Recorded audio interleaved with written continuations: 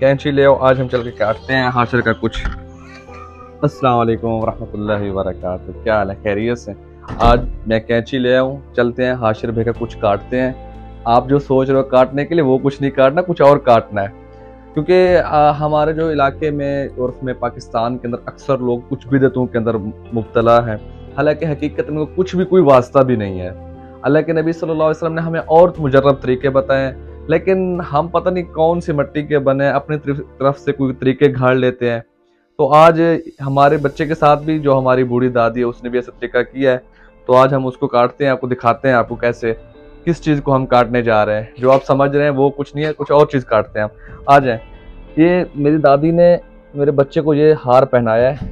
इसका एक तो ये हार है, कभी कभार ना यहाँ कुरानी आयात भी लगी होती हैं।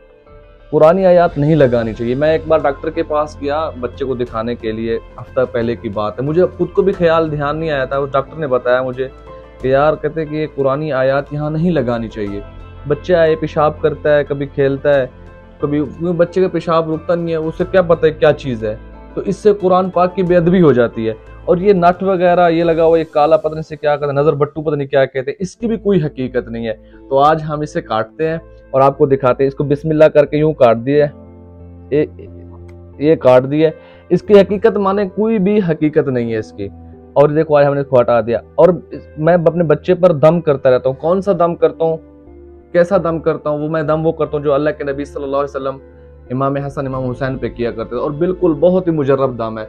अल्लाह का शुक्र है, जब से मेरा बेटा पैदा हुआ है मैंने तब से वही दम शुरू किया हुआ है। और उसके साथ साथ मैं 2-4 आयातें 2-4 दम और भी करता रहता हूँ। वो इंशाल्लाह मैं आपको अगली वीडियो में बताऊंगा। शॉर्ट वीडियोस बनाता हूँ ताकि कुछ सीखने को मिल जाए। मेरी वीडियो इंशाल्लाह आपको फजूल कोई चीज़ नहीं होगी, कुछ सीखने वाली बातें होंगी, बच्चों की तरबियत के हवाले से होगी, इंशाल्लाह सीखेंगे। जो दम करता हूँ बहुत मुजर्रब दम है, अल्लाह का शुक्र है, उस दम का काफ़ी असर है मेरे बच्चे पे, और बिल्कुल ही तबीयत ठीक है, रात को तंग नहीं करता।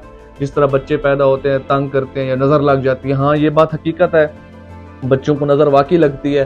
तो नज़र से बचने के लिए जो अल्लाह ने हमें सिखाया है अल्लाह के नबी सल्लल्लाहु अलैहि वसल्लम के ज़रिए, तो वो इंशाल्लाह मैं आपको अगले वीडियो में बताऊंगा। कौन सा दम करना चाहिए, किस तरीके से करना चाहिए, कैसे करना चाहिए, और मैं कौन सी आयात कौन सी सूरत वगैरह खुद अपनी तरफ से दम करता हूँ और उसका असर है नहीं है, इंशाल्लाह आपको अगली वीडियो में बताऊंगा। आज बस इसको काटना था। ये एक बिदअत है, हकीकत में इसका कोई भी असर नहीं। एक काला धागा है, ये नज़र बट्टू है, इस नट के अंदर कौन सी ताकत है मुझे बताएं? इसमें ऐसी कौन सी ताकत जो किसी चीज़ को रोक सके?